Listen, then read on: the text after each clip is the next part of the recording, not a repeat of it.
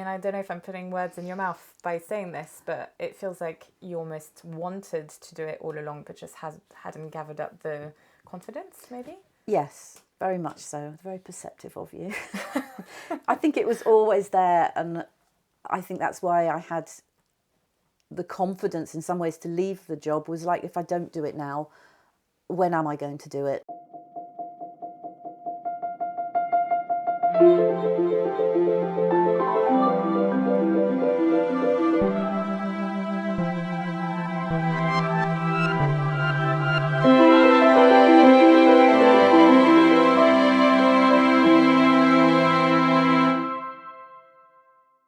Welcome back to Artfully Crafted. My name is Alienor, and each week I travel to a craftsperson's studio, interview them and show you their work.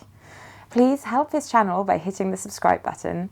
This week we're going to Brighton to meet vitreous enamel artist Belinda Coyne. In 2023, she took part in Collect Open at Somerset House, where she exhibited an installation made up of 49 enamelled panels called Lost Paths. I first came across Belinda's work through the Creative Connections programme at the Art Workers Guild, and her work piqued my interest because I'd never seen enamel being used in this way before.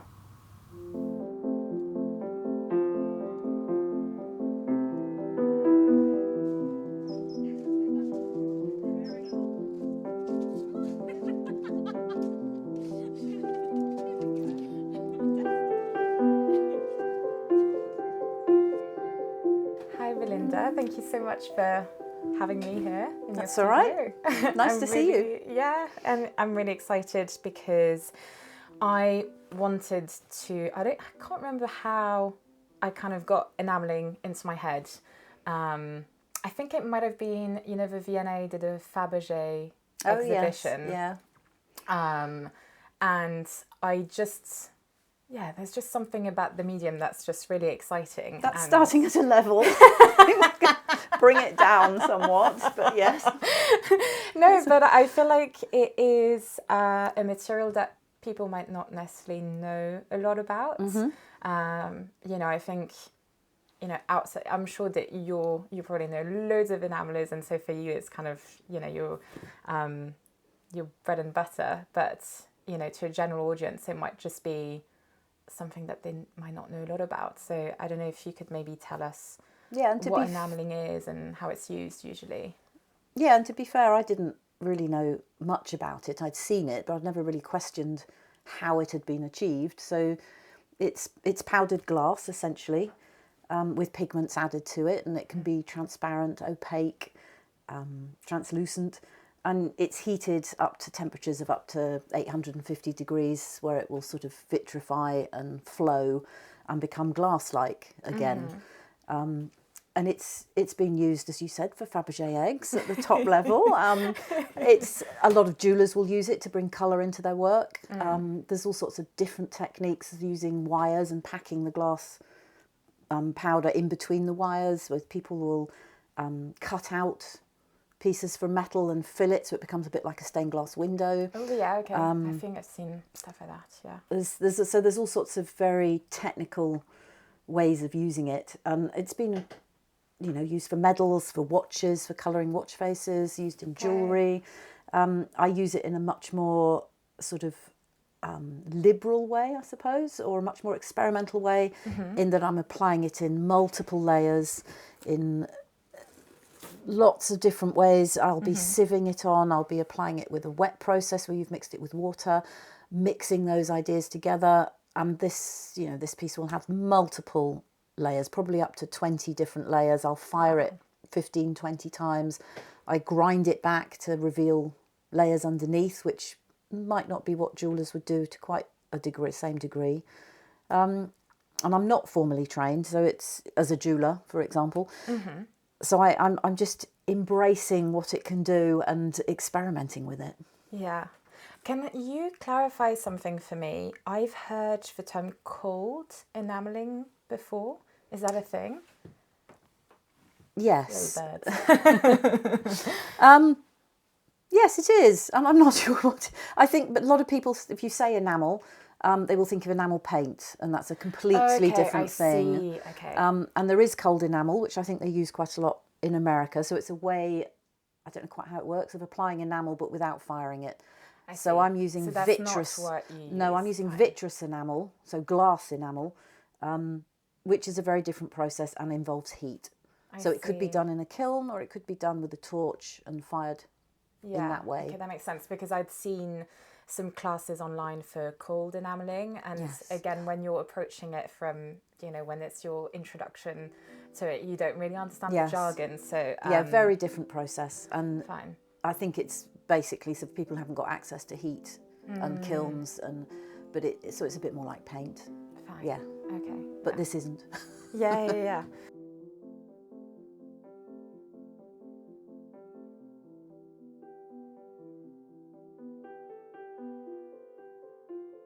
So many years ago, more than 40 years ago, I did a BA WMCP, which is quite a well-known course, wood, metal, ceramics, plastics at Brighton, which I thoroughly enjoyed. I did the A-level Art Foundation WMCP. Fine. So very, what you would think would lead to an artistic career right away. Yes. Yeah. And I'd done O-level art, O-level design, A-level art, A-level design. And I think when I left the course, I didn't feel prepared or have enough knowledge of how I was going to set up a business or make money, monetize my work. And I had no specific practice. I'd specialised in wood and plastics, but I wasn't a furniture maker. I wasn't a ceramicist. I didn't have a label. And I needed to earn some money, so I did a PGCE, the Postgraduate Certificate in Education, and which I absolutely loved. Did that in London, and then I started a teaching career. And you told me that both your parents were in education, right? So yes. It's kind of... I think it was something I knew, and they weren't in art education, but it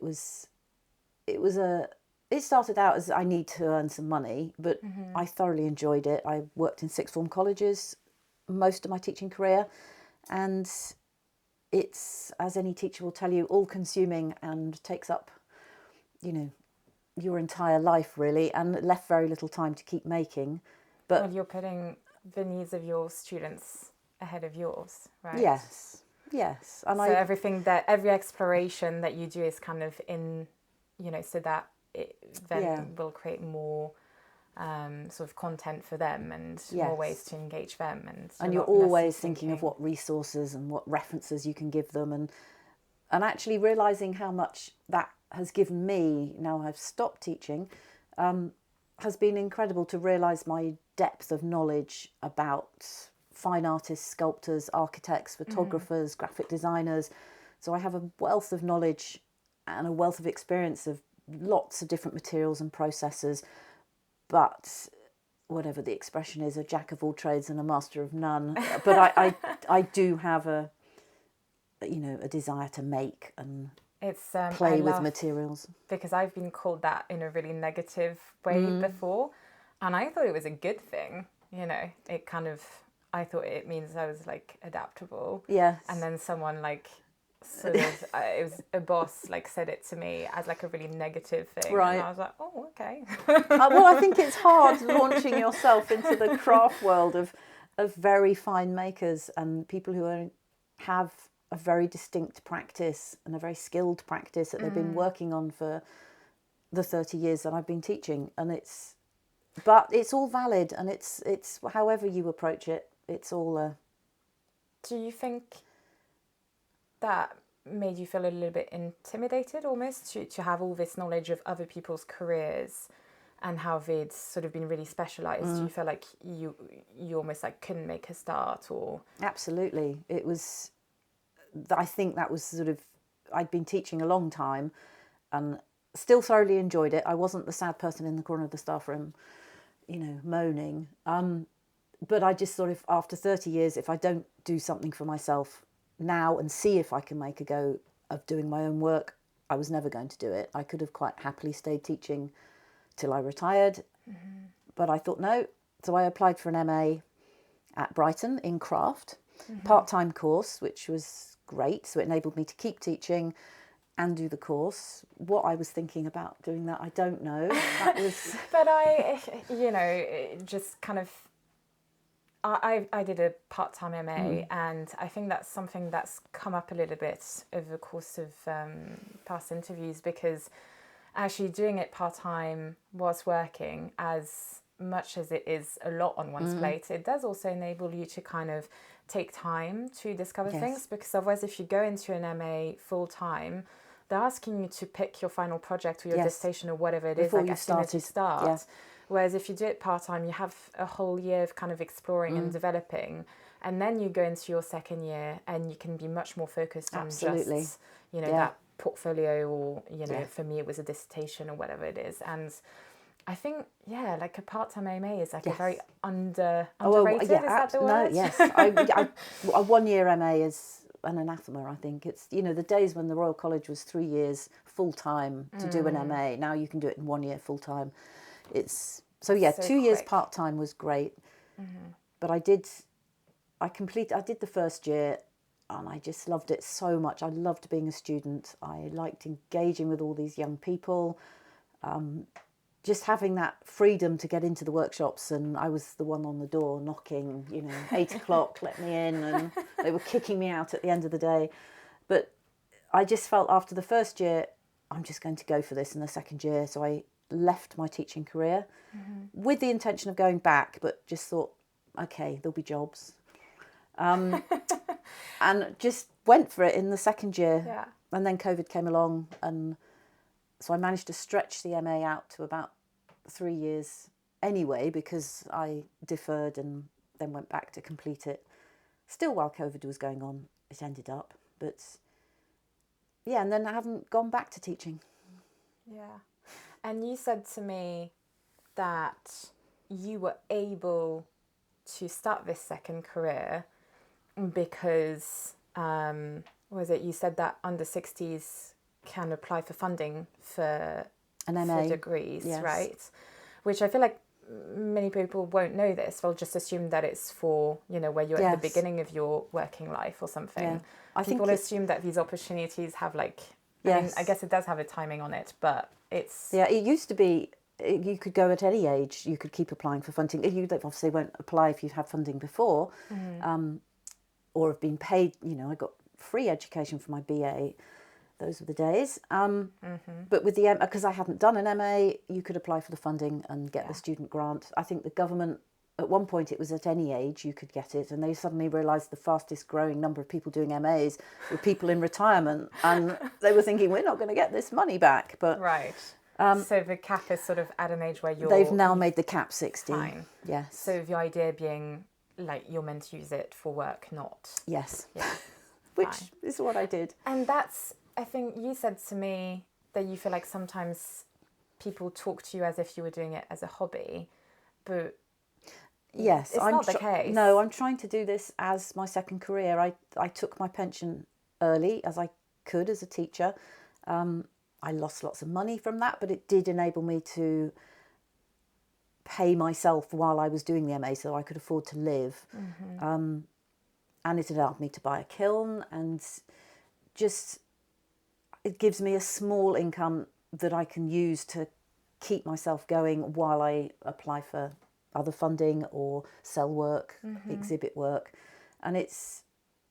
But you have, when you're approaching this as a second career as opposed to as a hobby, I think it's great, obviously, and you do hear lots of people who pick up a creative hobby in retirement, and that's fantastic, but you will have a different set of objectives. Yes. You're not looking at it in the same way, as you're not planning in the same way as if it was a hobby, right? And it's challenging, because a lot of my friends will be coming to the end of their careers and they're retiring and they're going off travelling and they're doing very different things, and I'm in here. It's very hard when you've come from something like a teaching career where you're very structured. You know when to go to the loo when the bell rings. You know when to, it's your life is, you're an institutionalized individual, and then suddenly just, I've got to get up and I've got to do this and I've got to focus, and I've got to be self-initiating things, and it's been a very steep learning curve, and yeah. Yeah, but it sounds like it's been one. I mean, I don't know if I'm putting words in your mouth by saying this, but it feels like you almost wanted to do it all along, but just hadn't gathered up the confidence, maybe? Yes, very much so. Very perceptive of you. I think it was always there, and I think that's why I had the confidence in some ways to leave the job. Was like, if I don't do it now, when am I going to do it? And I've just got to see, and if I make a go of it, fantastic. If I don't, it doesn't matter. It'll be, as long as I can keep the level of the work up. And does it have to be seen? That's another question, but it's about getting to a level with my own practice and my own work and it's for me, I suppose. Mm-hmm. Yeah. Well, you spend so much time thinking about others, and yes, and it's okay to think about yes, you. yes. See what happens. And I do still do some teaching, and I'd like to start running some workshops. Yeah. But I do some teaching at the university, and I do some cover, and so that also keeps me going. Mm-hmm. So Yeah.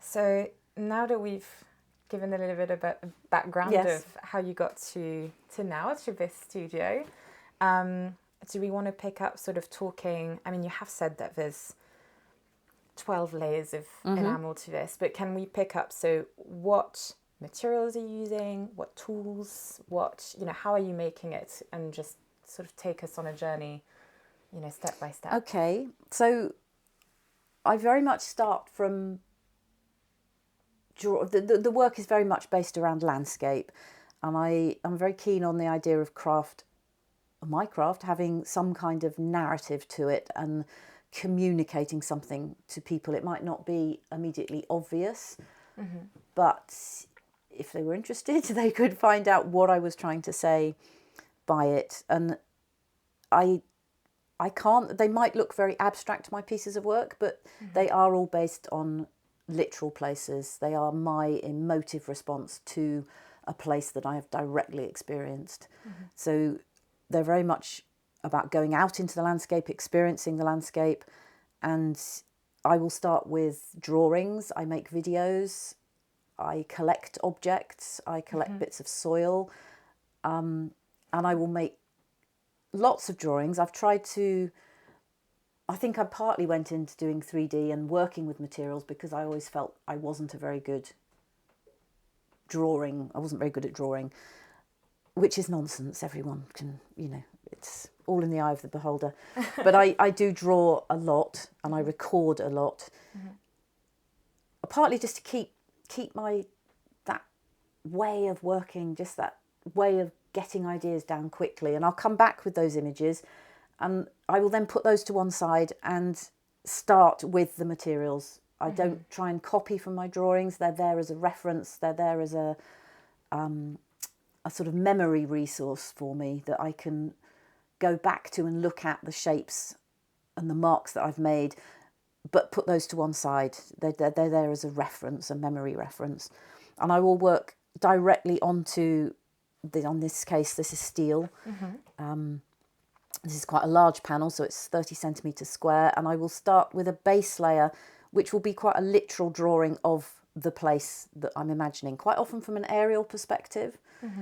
I like the idea of maps and grid references, so quite often the first layer will be a literal drawing of, it could be a 6-mile walk, it could be a 100-metre walk, to mix my measurements. So I'll start with a literal drawing of the path or wherever it was, and then I'll obscure that. I'm quite interested in enamelling because of the way you can build up layers with the different material. You can have one layer, obscure it, put another layer on top, and then I can grind it back to reveal the underneath layer. So looking very much at paths that have been lost or archaeology that's hidden, so long barrows or field systems, which is what this one was particularly about, ancient field systems on the South Downs. Said aerial view, it brought it to life for me, because now I can see what you see. Yeah, so it's and then I'll build up different layers, remove layers. I use stencils. Some of this will be sieved. So it's very finely ground powdered enamel, which you can put through sieves. Those are my sieves. Yeah. Yes, that I've made. You've made them? Yes. Only because it's much cheaper to make your own. So you just buy the mesh. They have coins in, which allow you to push the enamel through the sieve better. Ah, okay. I was wondering. Yeah, so those are not very... Yeah, and I 3D print my own sieves, which is... And I buy my enamel powdered. Which is that, yes. Okay. A lot of very fine jewellery enamelers will buy it as frit, which is the glass, and then they will grind their own, they will wash it multiple times. I don't do that. For me, if there's impurities in it or specks, it's not important. I'm not doing fine watch faces. I see, yeah. As you can see, so I'll often and put a lot of... So it's okay for you to have it more textured? Absolutely. Okay. So they will have a surface. This is quite matte. This has got oxides, copper oxides mixed into it.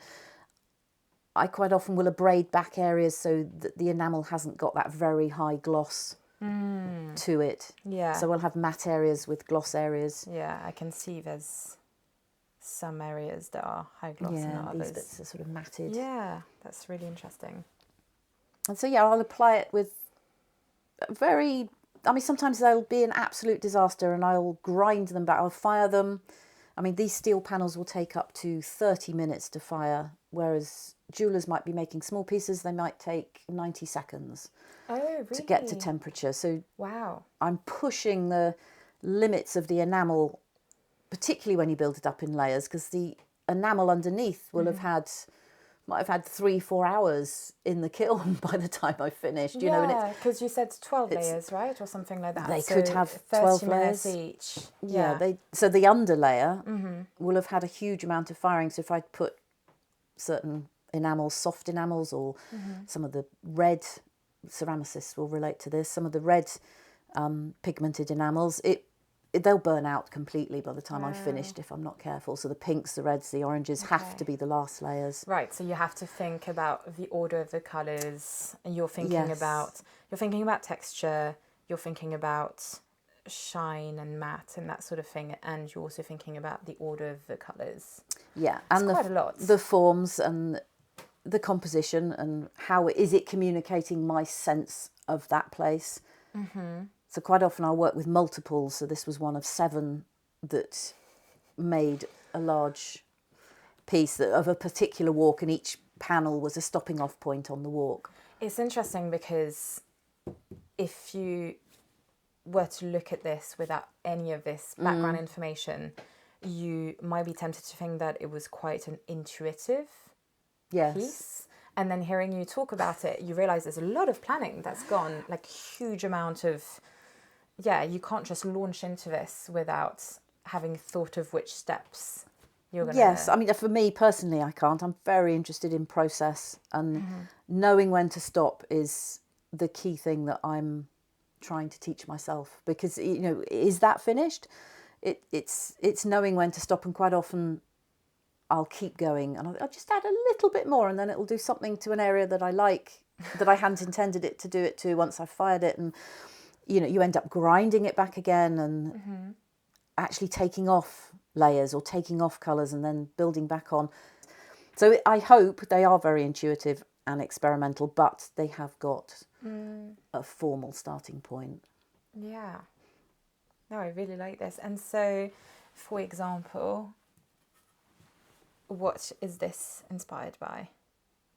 These are from the Ballinskelligs in the far west of Ireland, which I went to in the summer, and they're part of a small commission that somebody's husband has done for their partner, and they have a connection to the west of Ireland, and they wanted me, they've given me free rein, which is great. This is the very initial starting point, so these are based on the sort of old field systems in the Ballinskelligs and around Kerry. So they come from a whole series of drawings, which I've then just starting to build up the layers and the colours and then abrading them back. So this one's waiting to be refired. So already there's 4 layers on there. These are on copper. So they've been counter enamelled on the back to stop them warping. Yes. Okay. And then, yeah, these will probably have 4 or 5 other layers put onto them, and they're going to go in a series of pieces. So yeah, that's really lovely. How did you actually come across enamelling? Was it on your MA course? Was it part of the curriculum, or is it something that you sought yourself? I think I'd been thinking about this.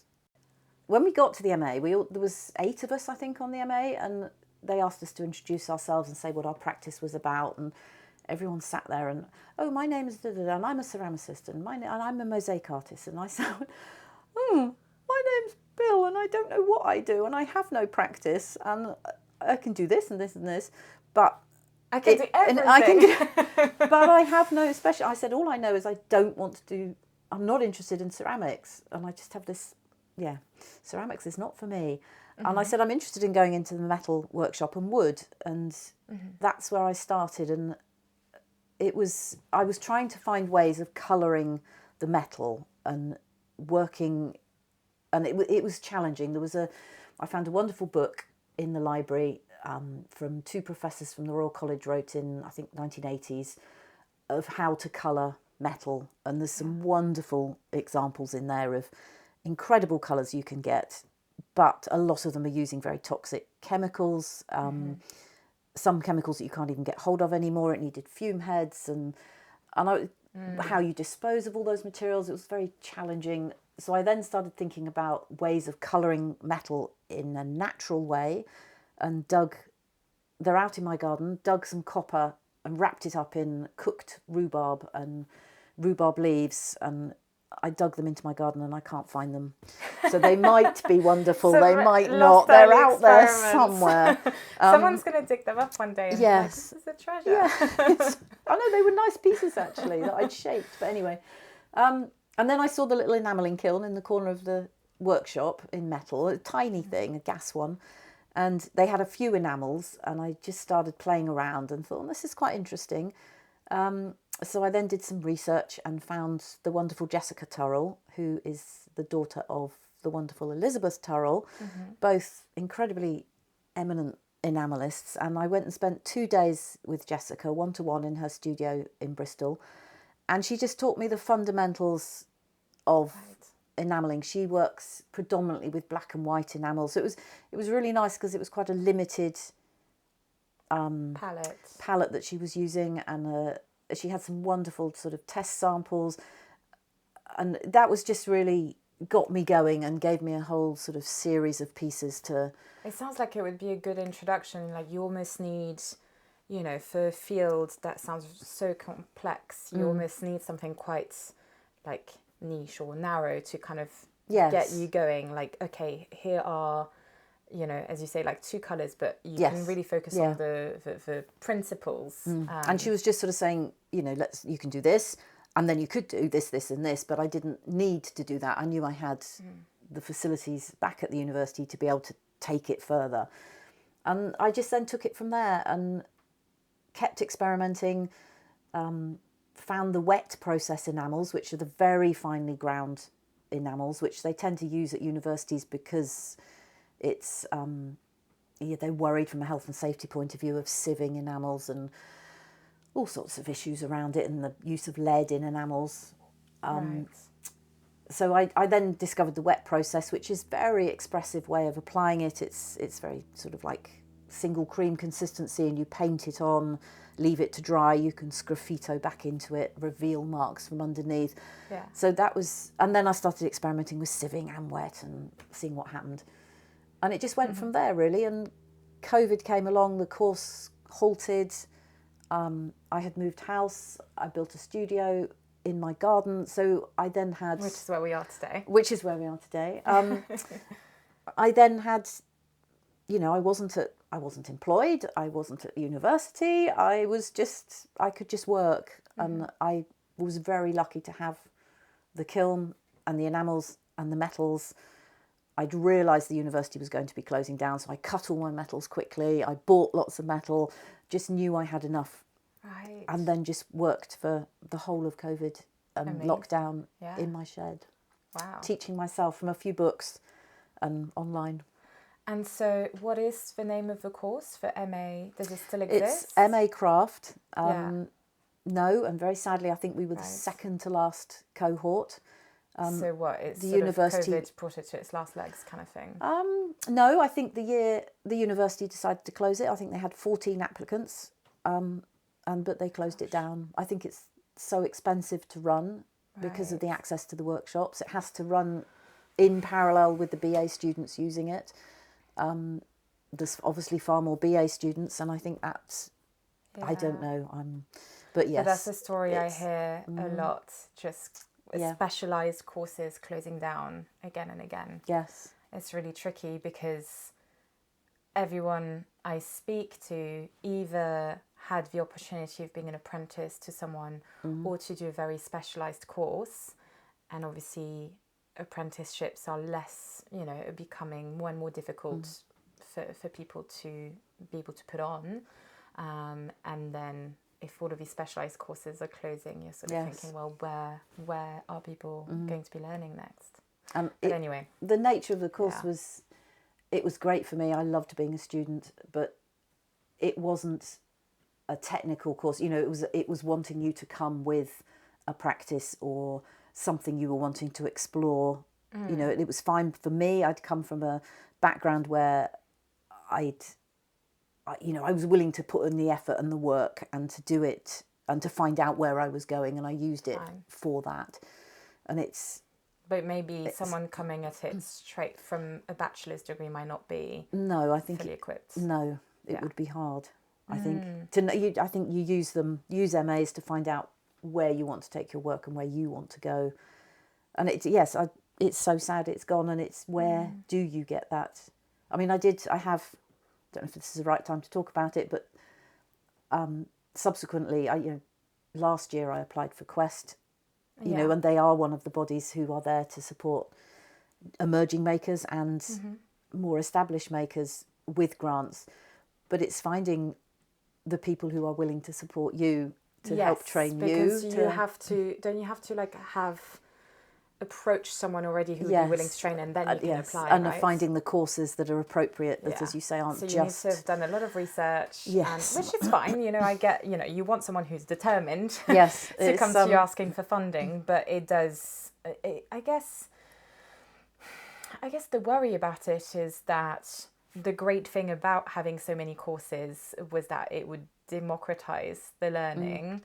Whereas by taking away the courses, you're making it once again either about people knowing someone already or the sort of open-mindedness and willingness of an established maker to, have an open door, which, it is fantastic that thankfully so many makers do have that mindset of wanting to pass on. Absolutely. And a lot of them have teaching as part of their practice, but it sort of relies on that goodwill, which is...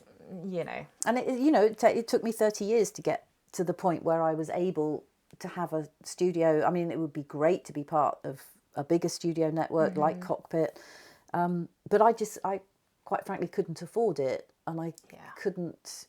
I don't know how people manage to work. It's a real struggle for people of how you get your time to do that work and have a job, and it's a real juggling act. But I am very fortunate, but it's taken me 30 years of a different career to get to the point to be able to launch into a new one. I eat a lot of lentils to live off. It's like to manage to get by, but it's, And I guess actually you're... you talk about the structure of teaching, and then you went into VMA and you were here. How did you find that transition to all of a sudden it's kind of the opposite of like, woo, it all was this freedom, so and difficult. what did you do to address that? If you could sort of... I did two things, one of which was very foolish. I got a puppy. As you do. But I left the MA and just thought, what am I going to do? I'm going to flounder. I haven't got that institution behind me. I haven't got any structure behind me. Where am I going? And I got myself a puppy because I thought, right, I've got the time, I can do this. And don't do that if you're trying to launch a career and set up a practice. But anyway, but I also, having been a teacher for so long, I've always worked with briefs and set briefs, and I think that's the way I work. I like having a structure. So I'd heard about Collect at Somerset House, run by the Crafts Council, and they run something called Collect Open, which is for makers to produce a new piece of work or a new body of work specifically for Collect. So I applied for that, and which meant I had to come up with a proposal. It took me a month to work out what I was interested in, what I was trying to do, and just used it really to formulate a brief for myself and a structure for myself. And so I did. I applied purely because it was there as a structure. I had no intention of actually getting in, but they accepted me, which was a nightmare because I'd proposed a really ambitious project. I then thought, oh no, I've got to make this now. And I was accepted in I think June of the year before. So a Collect is always in the end of March. Accepted in the June of 2022 for Collect in 2023. And I just went, right, okay, I'm going to do this. Roll my sleeves up, yes, let's go. And I decided to make 49 panels that are 30 centimetres. 49 because the project was, it had to be ambitious. I'm trying to work out, that's how many a month? That's they were 7 everywhere. A month or something, or I whatever. decided to, I worked on all 49 at the same time, so they were littered everywhere. But the brief I put forward was to visit 49 different lost paths. So the Lost Paths campaign was set up by the Rambling Association, the Ramblers, and they'd identified a potential 49,000 miles of lost paths throughout England and Wales. And these are paths that were on the definitive Ordnance Survey map from 1890 or whenever, but were missed from the 1950s map, which might partly because there wasn't a lot of money after the war. These things weren't recorded. People missed them off. They hadn't. So there was all sorts of reasons. Some of them become airfields, and so they'd identified these maps by overlaying maps from the 1890s with current maps and seeing where there were paths that had been in existence and now weren't recorded. And they were asking people to identify paths in their local area so that they could try and see if they could be reinstated. Some of them will be across housing estates. They will be completely, they might be in the middle of quarries now, so not practical. So the 49 came from the potential 49,000 miles that they'd identified. So each panel I made was my response to a specific path, but also represented a potential 1,000 miles. That was the idea. So on each piece, once I'd finished them, I enamelled with a decal, which is, an enamel decal, which you fire on the beginning, Ordnance Survey coordinates for the beginning of the path and the end of the path. So there was that narrative coming into it. And I then had to visit the 49 paths that I'd identified. I contacted... Wait, hang on. So not only did you set yourself a target of making 49, you also then took yourself on an enforced tour of the UK. Yes, which with a puppy in tow. With a puppy. You really don't do things by half, do you? No, it was... And then it was just the sheer logistics of where was I going to stay? How was I going to pay for it? How was the petrol? And I ended up sort of... And I'd also got other people to nominate paths for me. So I'd contacted the Open Spaces Society, who campaign for quite a lot of commons and open spaces that they want to save. So they have coordinators who are out there on the ground. I contacted the Ramblers, who have Lost Path coordinators, who are all volunteers. Wow. There's a lovely man, Chris Smith, local to here, and there's a man in Cornwall, he's in his 90s, and he's had 200 paths that he's applied for. You have to apply to the county council, put forward all this evidence to have them reinstated. So it's not without controversy with certain landowners and people who don't want paths for all sorts of reasons put across their land again. So it's, But the rush became, when I was doing it, the rush was because the government had said these paths had to be reinstated by a deadline, and if they weren't, they would be gone forever. Right. The current government has taken that deadline away now, so there isn't so much pressure. But at the current But rate... when you did the project, there was a deadline, Yes, there was a pressure. I'm going off on tangents from enamelling, but that was the basis of the work, and I'm very interested in Right to Rome and wonderful group doing all sorts of things, and about the access to land that we have. So I made the 49 panels, the panel in the centre, so it was really nice 7x7 grid, which was great, sort of alluding to the OS maps and their grid references. I presented it as a grid, so it was about 3 metres square by the time it was finished. They were separate panels, but they mounted into a grid. And the centre panel I did as I divided it up into the number of OS maps. So it had a grid on it with the OS maps that make up England and Wales. Can't remember how many there are.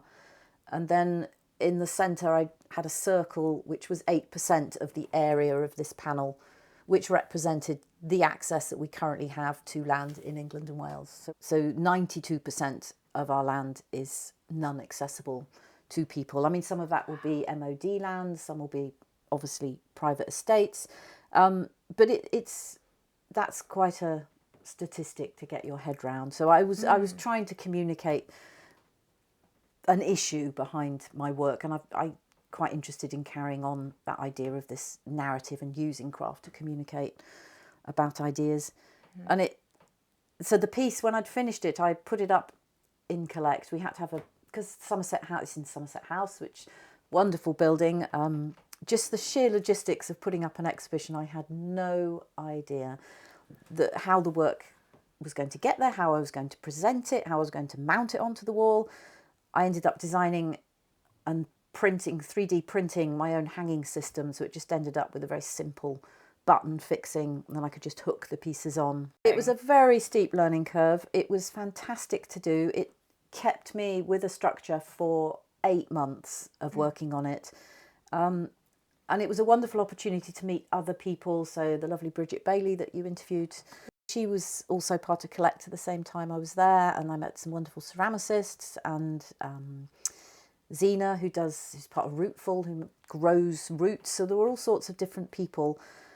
And for me, it was an amazing opportunity to just literally launch myself into the world of, high-end craft galleries, collectors, and just seeing that there were people walking around at the private view and on all through Collect, that were buying things, at a high end, the ceramicists who were selling a lot of their work. So, that was really good to see that there were people out there doing it. And I was really fortunate to sell the piece. I had sold some of the individual panels, and I kept saying, well, actually, I don't want to break this piece up. I'm going to end up with 40 panels that don't make a big piece. And then I was like, well, I haven't got anywhere to display it. I don't know what I'm going to do with it. And quite a renowned collector sidled up to me at the private view and said he wanted to buy it, He bought the whole piece for his awesome. house,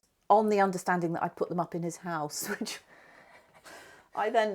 was moderately terrifying, but he had a very nice house. Yes. And he'd just built a new house for himself, and he knew exactly where he wanted it to go, and that was amazing. And I went and put it up, and literally the builders were passing the key to him as I walked in the door. They finished it. It was immaculate, and I came in with my drills and my ladder and started drilling 49 holes into their beautiful, perfect plastered walls. But it's still up there, and it's that's really wonderful. Amazing. I'm so glad that you had such a great first experience. I mean, the fact that it was your first show it was. As an artist, that's really, really great. Because it's a great thing to do, but it is an expensive thing to do. And I very naively didn't realise that when you apply for exhibitions, you pay. If you want to be part of these craft fairs and Decorex or any of the shows you want to do, part of London Craft Week, you inevitably end up paying quite a lot of money to be in them. You've got to have your work selected, and you've also got to pay. And it's collect. Do you think it's probably a good thing that you didn't realise all of Yes. the logistics, the cost, everything else? And at the time when I applied for Collect Open, it was £3,000 to show, which is a huge amount of money for anybody to come up with, and it is more than that. But I think I have heard rumour, as from 2025-6, it will be heavily subsidised. They need to get far more diversity of people applying and promoting craft, and if they are, because also it's one thing to you can say, oh well, it worked out because I sold this, so I made my money back and then some. But when you're in the process of applying and thinking, you don't think, oh, I'm going to make this much in return. You don't know. You can't know that. So you're just thinking, well, that's money that I'm now parting with, and I have no idea how it's going to go. So it is. And I could only do it because I'd taken my pension early. I'd got a lump sum, and I used it towards that. And I wouldn't be able to do it now, and I couldn't apply for things at that level now without selling more work. And it's there's a lot of building up to something, and you can apply. I did apply for the Arts Council, the project grant, which they're hugely time consuming. It took me 6 weeks, I think, to apply for. I didn't get it, and I completely understand why I didn't get it. For that particular work, it's not enough to just say, I'm doing this project for Collect. They want you to have, if the people, what did they say? If the work, each of the panels had been produced, and I'd sort of coordinated it with the people who'd suggested the lost path, then that would have been better. So it became more like an educational project, and which is absolutely fine, but that wasn't what my work was about, or where I want to go. I've been a teacher, been there and done that, and I wanted it to be about my work. So perfectly legitimate reasons for not getting it, but... So how many things would you say you've applied to then since? In terms of funding, I've applied for the DYCP, Developing Your Creative Practice, funding, which I didn't get. Which I got feedback. They do give feedback now, which was good. And it's actually, in retrospect, a really good process to do, because you know the structure, you know how to use the hideous Grantium online system. You get to grips with the questions. You start to build up what your work's about and really focusing on what you're trying to achieve and what your work's about. So even if I didn't get it, it was a good learning experience. That's what I keep telling myself. I did apply for Quest, a scholarship, not the Emerging Makers, but the other one. And I got all the way through to the interview stage, which was great and really good validation of my work. I absolutely understand why I didn't get it, but it is, it's hard work. It's a lot of work, and there is a lot of disappointments out there, and a lot of learning about how you get your work out there, how you apply for exhibitions, how you get established, and it's a lot. So you got Collect, but you didn't get the sorry, what did you say? The Arts Council funding. Then you didn't get Quest, but you did get Creative Connections. I did. I applied for Creative Connections at the Art Workers Guild in London, which has been fantastic, and actually a much more comforting, embracing experience. It can feel quite brutal, and you're working in your garden studio by yourself, and you're applying for these things and you're getting rejected. But actually Creative Connections was a wonderful way of meeting very diverse makers, so horologists and milliners and all sorts of people, but being all together with no competition, no agenda, just there to, have wonderful talks, and we fortunate enough to exhibit our work, and just that opportunity to mix with other people has been fantastic. Yeah.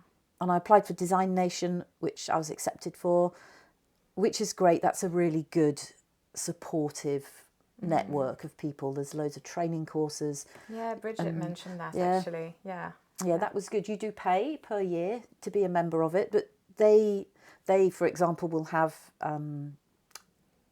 a space in Collect every year, but so you'd pay proportionately for that space. So you might be exhibiting with 10 different people and you would have a couple of pieces there, but you wouldn't be paying, you're not a gallery, so you can't be at Collect anyway. But I did Decorex at Olympia through Design Nation, so you apply, they curate a group of you, and then you can exhibit. So it's ways, it's still have to pay, but it's cheaper. And it's interesting because I think, you know, as, you know, if I'm just looking or, you know, as a sort of outsider hearing all of this, I'm thinking, okay, well, you know, she did her MA, 4 years ago, and you've got some really good successes. You've had a couple of things where you've gotten really close to getting it. Yes. So actually, like, it's really fantastic. Like, this is all really encouraging. But when you're the person who is on the receiving end, the rejections stand out so much more to you than your own successes. You know what I mean? Oh, like, yeah, absolutely. you're always going to take it to heart so much more. And it's really hard because, you know, as you say, you're on your own in your studio. So you really do have to pick yourself up and keep going because no one is going to pick you up for yourself. You know what I mean? You have to go out there and see who are the galleries. You know, Collect's great for that, for just getting the names of all the galleries that are showing their work, going to those galleries, seeing who they exhibit, not saying, here's my work, show me, but just knowing what's out there and seeing who they're representing and just having that knowledge. But these things are good to apply for, and it is, you know, I got wonderful feedback from Quest, and they were right to not fund what I was asking for because, you know, and I knew when I walked out the door, because a really nice gallery owner who was part of the interview panel, he just said, so why are you applying for what I was applying to do? And he said, you don't need it. Your work's wonderful. And I was thinking, show it in your gallery. But and I sort of, okay. And I think it's a confidence thing of you know, starting out as a second career, finding your feet. It's a whole world that I knew nothing, knew bits about, but I hadn't thrown myself into. And you have to put yourself out there to be rejected, to then learn from it and move forward. But it is brutal. It is. It's much easier to sit here and just make things. In your little cocoon. Yes. Speaking about being in your little cocoon, we're looking at all of this equipment that surrounds us, and I'm just wondering, what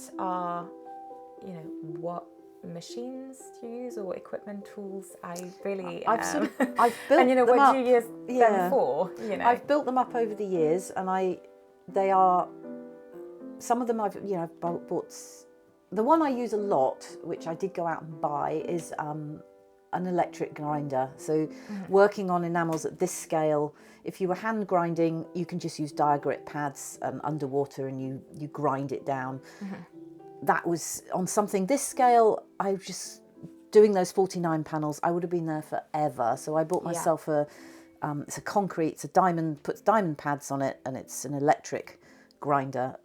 So I use that a lot. It has a water feed that goes in the back of it, so I use it outside. I don't have running water in my studio. okay. Because I couldn't. I would have had to have applied for planning permission, and I couldn't do that. It's the waste. I can have a hose pipe, and I bring that down, but it's the wastewater that's an issue. So I manage. So I grind outside with the electric grinder. I use that a lot. I have a lot of hand tools, hand electric tools, so drills, etc. I've got a guillotine, which is not a guillotine, it's bench shears for cutting the metal. Yeah. I have pillar drills, a little mini one and a larger one. They're things from eBay. The small, lovely mini pillar drill was a leaving present from work, which was very nice of them. I love that. I built myself a brazing hearth. Just use a propane tank and torch, so that was quite cheap.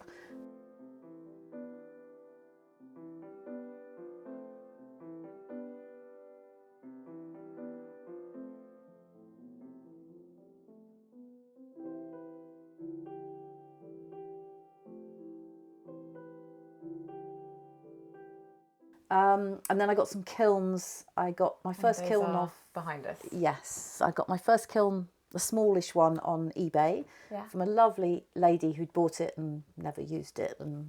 But yes, that was great. So you essentially got it new for a fraction of the price. Yes, absolutely. Oh, lovely. I had to drive and get it in the middle of nowhere, but it was a real bargain.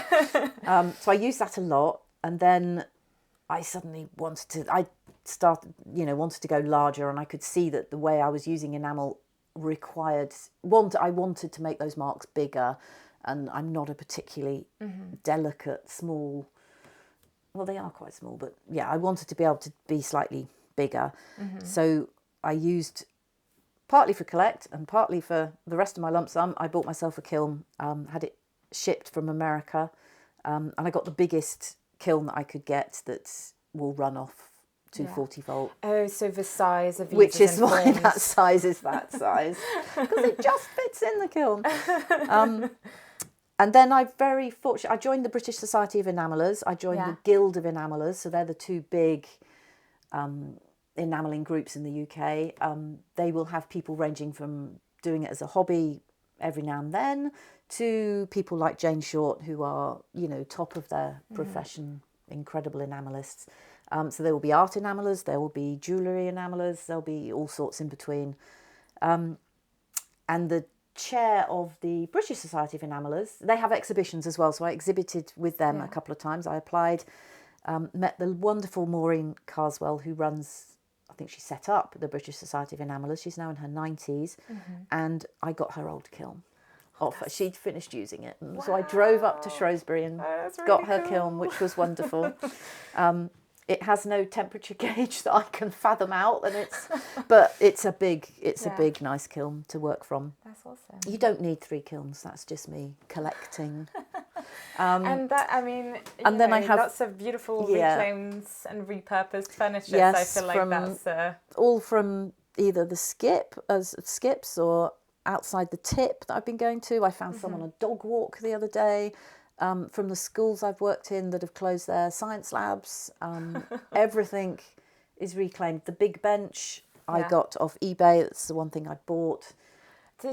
You're talking about this long one? Yes. Here? Did you have to build the studio around Yes. it? Okay, right. Because I was thinking, It dictated the size of it. So fine, yeah. I built the floor and then put the bench on. Had to take the fence down to get it in. Fair. And then put the walls up around it, so it's not leaving. And I bought it online. Oh no, you don't need to go on to all of that. Anyway, I suddenly worked out I couldn't fit it in any van. It's great.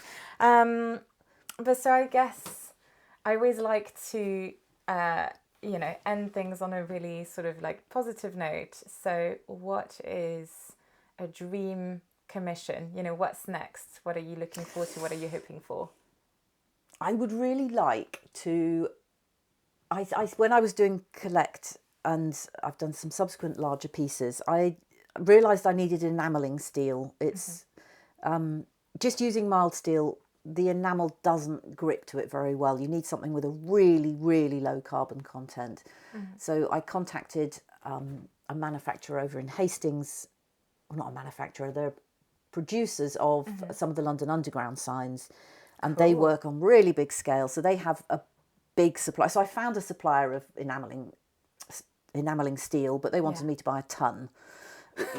It's just ridiculous.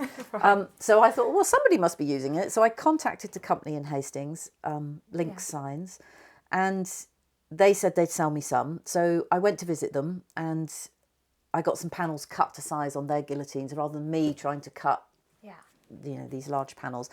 And I hand feathered the edges of these with an angle grinder to get them nice and tapered as well, which was also a ridiculous thing to do.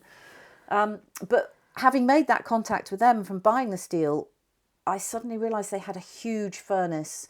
They had lots of enamelling steel, and the opportunity. I was just, could I possibly come in and just use? a bit excited about this, just a little. And I eventually ended up. They were very, very kind. They let me in at weekends. With some of their staff there, and when they're not busy making big London Underground signs, using their furnace, they will let me go in and use their silkscreen workshop, which has been a whole new thing about silk screening enamel is fantastic and something I'd like to use. But while I was there, I was seeing all the new panels they're making for the TFL. They're obviously replacing, so all the old enamel panels that are on the underground are coming down, the new ones are going up. It would be wonderful if TFL would like to commission me to use their old panels and recycle them with some of my work over the top. So we've got the beautiful enamel elements, yes. Oh, So the layered, you know, the layers of the underground, and then building up of what's maybe on the surface now, or what else is underground along with those. Just that idea of building up layers, and the archaeology of London and the what's there. Yes, would be fantastic, because those are huge panels. That is so cool. And to work in that very expressive way onto the panels. So a lot of artists do big pieces with enamel, but they will just make their artwork. It might just be a translation of their painting, but they want it to go outside, so they send it to companies like Link Signs. They will just translate that artwork through their brilliant technical abilities, and then it will just be silk screened and it's done. I want to silk screen and, you know, sieve and paint onto these screens, so it's not just a copy of a piece of artwork but done in enamel, and see what happens. I feel like, is it like, do we need someone from the marketing team at TFL or something? I have like, tried. Who would it be? I don't know. I know. Well, if anyone watching has any please. contacts, you know, Yes, that would be really cool. That would be great. That would be great. Oh my God. This has been so interesting. I feel like I've said wow and cool about a gazillion times. It's all right. It's very nice of you to ask me to be interviewed. And, you know, again, it's another thing that sort of helps me with the validation and confidence about my work. So it's fab. Thank you. Well, no, thank you. I've had a really great time, and, you know, thank you for being so open as well about your journey. And, you know, I feel like you've talked very candidly about the ups and downs, and that's nice. That's good. We need to get the really balanced views out there. Yeah. So, yeah.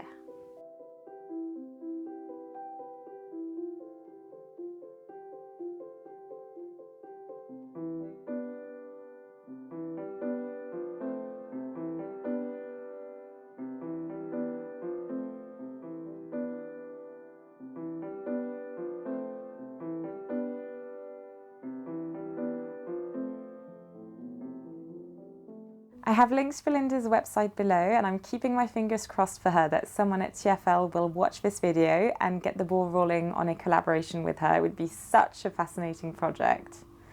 Thank you for watching. It means a lot, especially as at the moment this channel is entirely self-funded. So please spread the word, like, comment, share and subscribe. See you next week. That's when you can, I'll ask you about the, and that can bring up the London Underground. Okay. Yeah, okay. I think we've got it. We've got it. We know where we're going. We know where we're going. Happy? Yeah, all good, yeah. Cool. Yeah. Okay, so from